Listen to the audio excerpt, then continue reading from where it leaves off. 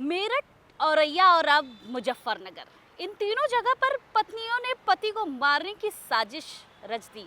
कई जगह पर तो पतियों का हत्या भी हो गया, लेकिन मुजफ्फरनगर में जिस तरीके से पिंकी ने अपने पति की मारने की हत्या रची, उसमें एक अलग सा ही माहौल देखने को मिला। पिंकी ने अपने पति को कॉफी में जहर मिला कर दिया और अनुज अभी जिंदगी और मौत से लड़ रहे हैं। जिस तरीके से पिंकी के बारे में अनुज की जो बहन है मीनाक्षी, उसकी तरफ से ये साफ बताया गया कि पिंकी और अनुज की शादी के 2 साल हुए थे और इस 2 साल में उनकी शादीशुदा जिंदगी बहुत अच्छी नहीं चल रही थी। अक्सर लड़ाइयाँ होती रहती थी।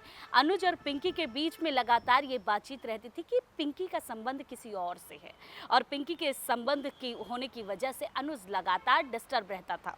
अक्सर वो पिंकी से पूछता था कि आखिर तुम्हारी बात किससे होती है, तुम मुझे बताओ। और इसकी वजह से पिंकी और अनुज के बीच में अक्सर झगड़े लड़ाई होते रहते थे। लेकिन मामला यहाँ तक आ गया कि अनुज और पिंकी के बीच में तलाक की बातें भी हुई।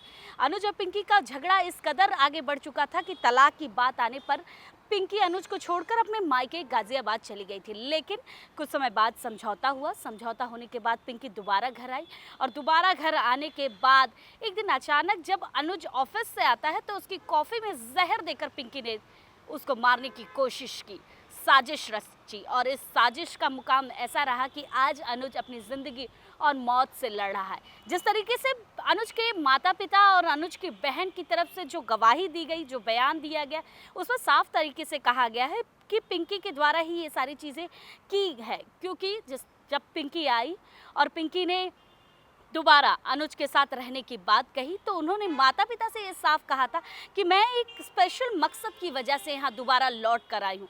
लेकिन अनुज जब ऑफिस से आते हैं, कॉफ़ी पीते हैं और अचानक उनकी तबीयत खराब होती है तो आनंद फानंद में हॉस्पिटल ले जाया जाता है, एडमिट कराया जाता है माता पिता की तरफ से।